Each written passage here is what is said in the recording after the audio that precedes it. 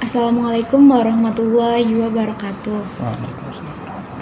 Halo semuanya, selamat pagi, selamat siang, selamat sore, dan selamat malam untuk teman-teman dimanapun kalian berada. Selamat datang di podcast Kastrat season ketiga yang tentunya tidak kalah menarik dari season-season sebelumnya loh. Bersama saya Kinanti Aurelia Ruby dari Hima Farsi periode 2024-2025 sebagai moderator pada podcast kali ini.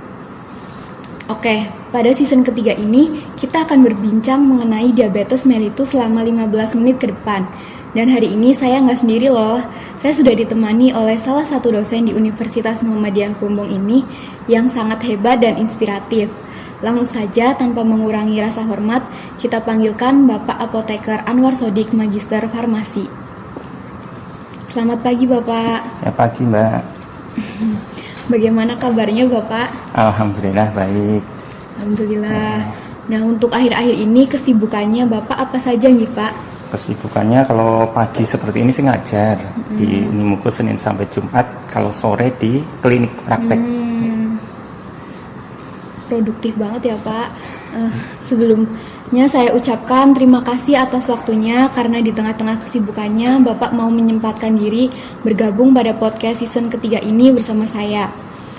Baik Pak, tanpa mengurangi rasa hormat, kita langsung saja masuk pada acara inti yaitu podcast season ketiga dengan tema maraknya kasus diabetes mellitus pada remaja usia produktif. Nah, bagaimana sih pendapat Bapak mengenai diabetes mellitus ini?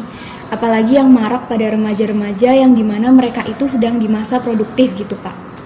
Ya, kalau memang dari data dari penelitian Kemenkes dari Riskesdas di tahun 2013 ataupun 2018 kemudian yang terakhir kemarin 2023 itu data dari diabetes memang meningkat dari jumlahnya dan menjadi salah satu penyakit tidak menular kalau tidak nomor 1 ya nomor 2 antara hipertensi dan diabetes pasti di angka nomor 1, nomor 2 terbanyak di Indonesia. Dan makin kesini pasien DM itu makin muda, jadi makin banyak yang terkena DM dan masih usia produktif, masih bahkan belum berkeluarga, masih di bawah 30-an dan makin banyak. Ya, ini memang pemicunya rata-rata ya dari aktivitas yang kurang atau pola hidup yang kurang. Ya, makan makanan yang over, kemudian gerak yang kurang, apalagi kemarin pandemi ya, semua perkuliahan via Zoom ini sangat berpengaruh sekali karena aktivitasnya semakin berkurang, jadi kurang lebih itu. Gitu nih Pak.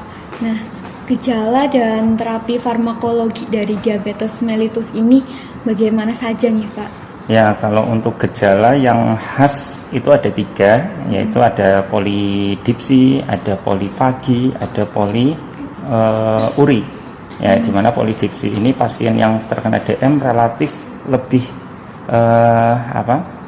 lebih sering kencing. Ya, lebih sering kencing, lebih sering haus, maaf. Kalau yang poliuri yang lebih banyak efeknya lebih banyak kencing. Kemudian kalau yang polifagi pasien ini lebih sering minum. Walaupun banyak juga gejala-gejala yang lain, misalnya kalau misalnya luka jadi sulit lama sembuhnya, kemudian kalau misalnya pandangan bisa menjadi kabur, atau yang laki-laki juga bisa potensi hipotensi, kesemutan dan lain-lain. Sebenarnya cukup banyak kalau untuk gejalanya, tapi untuk lebih pastinya harus cek laboratorium. Kalau misalnya muncul gejala itu, ya cek gula darahnya, atau lebih bagus lagi cek HbA1c untuk menentukan dia terkena DM atau bukan dari gejala itu. Nah, DM itu kan ada yang tipe 1 dan tipe 2 itu untuk cara membedakannya gimana nih Pak? Ya, kalau untuk DM tipe 1 itu memang di mana diabetes itu pada pasien tersebut memang tubuhnya itu tidak bisa memproduksi insulin. Jadi karena pabriknya insulin yaitu di sel beta pankreasnya memang sudah rusak. Ada kalanya rusak ini bawaan dari lahir sudah rusak, ada juga yang waktu kecil normal-normal saja, tapi setelah bertambahnya usia mungkin ada kejadian infeksi di pankreasnya, pankreatitis itu juga bisa merusak. Setelah sembuh ternyata pankreasnya rusak, tidak bisa memproduksi insulin. Atau ada kalanya juga misalnya kecelakaan, ada benturan misalnya yang ada merusak di pankreasnya. Jadi intinya tidak bisa memproduksi insulin, itu yang tipe 1. Mau nggak mau ya terapinya dengan dengan insulin dari luar. Ya, kalau untuk yang tipe 2 ini diabetes yang paling banyak dijumpai di masyarakat. Ya, karena faktor pemicunya rata-rata diawali dari gaya hidup. Yaitu makanannya tidak terkontrol banyak, kemudian aktivitasnya kurang, otomatis akan menumpuk misalnya di makanannya banyak kan, gulanya banyak, karbohidrat yang diserap banyak, sementara aktivitasnya sedikit. Ini yang memicu diabetes rata-rata itu. Kalau yang diabetes tipe 1 itu kan biasanya dari turunan nih Pak, dari keluarga gitu. Nah, itu tuh apakah 100% gitu orang tua yang menderita diabetes tipe 1 itu bakal nurun ke anaknya gitu? Ini kalau untuk data sih tidak selalu, kecuali kalau memang secara genetik dari orang tuanya, secara genetik dari lahir sudah cacat, kemungkinan besar ke anaknya ada potensi tinggi. Tapi kalau misalnya kerusakan sel beta pankreas ini bukan karena genetik dari lahir, itu kan belum tentu anaknya terkena juga. Ya, seperti itu misalnya yang DM tipe 2 juga ada secara genetik juga mempengaruhi juga. Walaupun lebih didominasi oleh gaya hidup.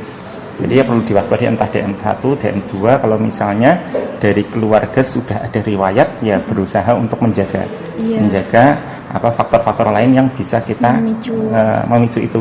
Misalnya tadi obesitas, misalnya karena pola makan yang tidak sehat atau aktivitas kurang, ya silakan bisa ditingkatkan. Terus untuk obat-obat yang bisa dikonsumsi gitu untuk menderita diabetes itu ada apa saja nih Pak? Sebenarnya obat-obatannya cukup banyak ya. Jadi sebenarnya kalau yang terapi yang utamanya bukan di obat sebenarnya, lebih ke modifikasi gaya hidup. Ya, silakan bisa dicek pedoman terapi dari manapun, baik yang dari Kemenkes atau di Indonesia dari Asosiasi Dokter Spesialis Dalam atau misalnya dari luar pun, semuanya pedoman itu terapinya yang utama non farmakologi dulu. Ya, dengan perubahan gaya hidup, mulai dari kontrol pola makannya, kemudian aktivitas fisiknya ditambah.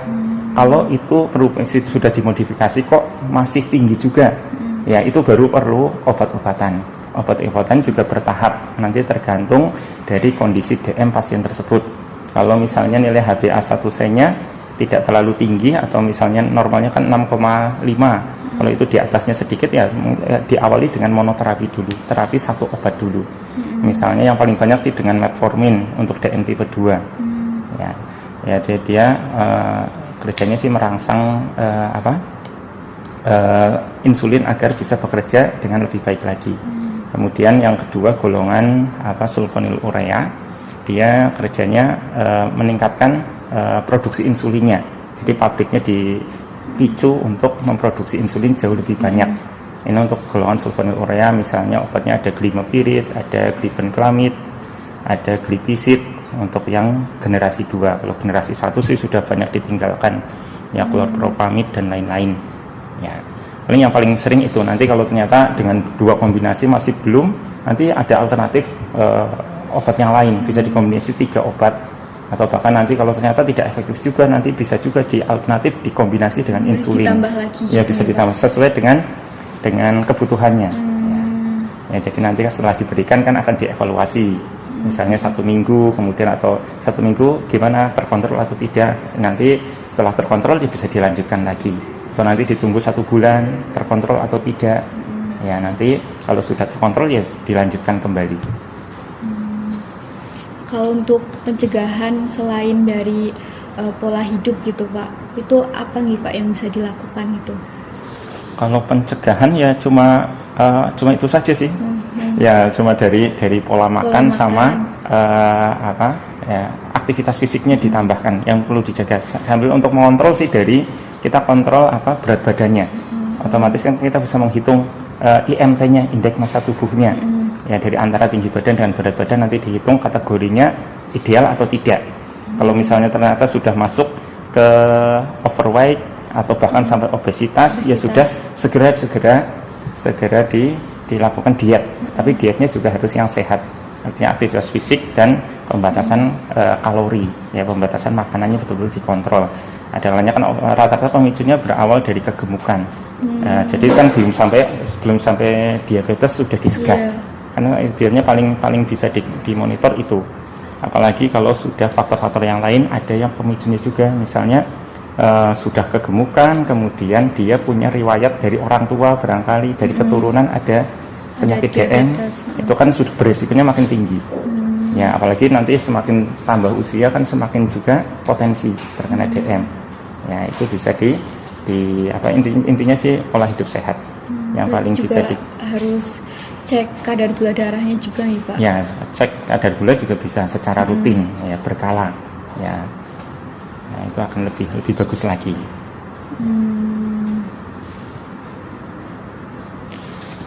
Mungkin dari biasanya kan kalau diabetes itu juga bisa mengalami kayak kurus gitu, berat badannya berkurang gitu nih Pak. Itu biasanya itu dari diabetes tipe 1 atau tipe 2 nih Pak. Kalau misal kayak berat badan itu turun secara drastis gitu. Soalnya tetangga saya ada yang seperti itu. Kalau rata-rata sih dari DM sebenarnya dua-duanya bisa memicu juga, cuma rata-rata ya dari DM tipe 2 kasusnya yang paling banyak, karena di masyarakat kan kasusnya paling banyak. Dan rata-rata kalau DM tipe 2 diawali dengan dia kegemukan sebagian besar, walaupun tidak semuanya. Ada juga yang kok badannya kurus juga karena DM, itu juga ada, tapi mayoritas untuk DM tipe 2 dari gemuk dulu. Ya karena apa, kenapa kok bisa kurus? Ya karena awalnya kan pasiennya obesitas gemuk, kemudian dia gula darahnya sebenarnya tinggi. Tapi gula darah itu tidak bisa diserap atau digunakan oleh sel. Ya, tubuh kita sementara untuk aktivitas kan butuh energi. Sementara gulanya tinggi, sel tidak bisa menyerapnya. Karena ada kalanya insulinnya kurang, atau ada insulin tapi tidak sensitif, tidak mau bekerja. Nah, kasusnya itu. Akhirnya kan tubuh sel itu butuh energi, otomatis merespon, oh ini kita butuh energi. Akhirnya ada respon rasa laporan ke otak, oh ini butuh energi, butuh asupan kalori, otomatis otak akan merespon menjadi sering lapar. Otomatis ya tadi gejala yang tadi polifagi masuk di situ. Kemudian sudah makan kan gulanya terserap, tapi gulanya malah tambah tinggi, tapi juga tidak bisa dirubah jadi energi. Otomatis kan sudah makan masih butuh energi juga. Akhirnya merespon juga ke otak, akhirnya sudah makan, akhirnya otak itu merespon untuk memecah cadangan makanan. Awalnya kalau misalnya kita makan berlebih kan akan disimpan dalam bentuk lemak cadangan makanan, itu efeknya kegemukan. Itu akhirnya dipecah karena yaitu tadi dari makanan sudah masuk ternyata belum bisa menghasilkan energi, otomatis memecah cadangan makanan. Ya lama-kelamaan ya itu makin lama makin banyak dipecah kan gulanya makin tinggi. Ya kondisinya makin kurus. Itu kurang lebih gambarannya seperti itu. Ya. Sudah hampir 15 menit nih Pak. Sebelumnya terima kasih untuk waktunya selama kurang lebih 15 menit ini. Semoga dengan ini teman-teman di luar sana mendapatkan ilmu dan wawasan yang bermanfaat khususnya mengenai diabetes mellitus. Nah mungkin dari Bapak ada kesan dan pesan yang ingin disampaikan kepada teman-teman, silahkan Bapak. Ya ini pesan kaitannya dengan ini kebetulan temanya diabetes. Ya kita apalagi teman-teman sebagai tenaga kesehatan paling tidak bisa memberikan contoh pola hidup yang sehat. Ya jangan sampai kita yang nakes saja terkena DM, apalagi yang orang awam. Paling tidak menjadi teman-teman untuk yang calon nakes, harapannya memberi contoh gimana pola hidup yang sehat. Jadi kalau misalnya setelah mengecek ternyata kegemukan, ya silahkan berusaha untuk merubah itu, untuk diet, ya pola hidup yang sehat. Untuk masyarakat yang umum semuanya juga sama, ya kaitannya dengan ya silahkan kebiasaan magernya dengan HP-nya mungkin dikurangi, kaitannya dengan ya lebih banyak ya produktif, lebih banyak aktivitas fisiknya ditambah, ya itu dibiasakan dari waktu muda.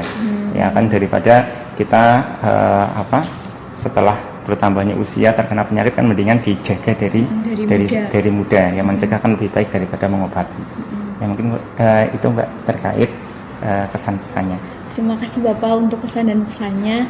Dan yang terakhir saya ucapkan lagi terima kasih untuk waktunya selama 15 menit ini berbagi ilmu dengan saya dan teman-teman pendengar.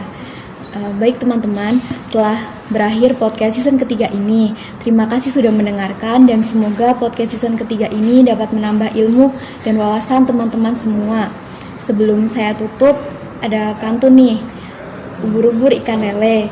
Jangan lupa dengerin podcast Kastrat season berikutnya, Le. Wassalamualaikum warahmatullahi wabarakatuh. Waalaikumsalam warahmatullahi wabarakatuh.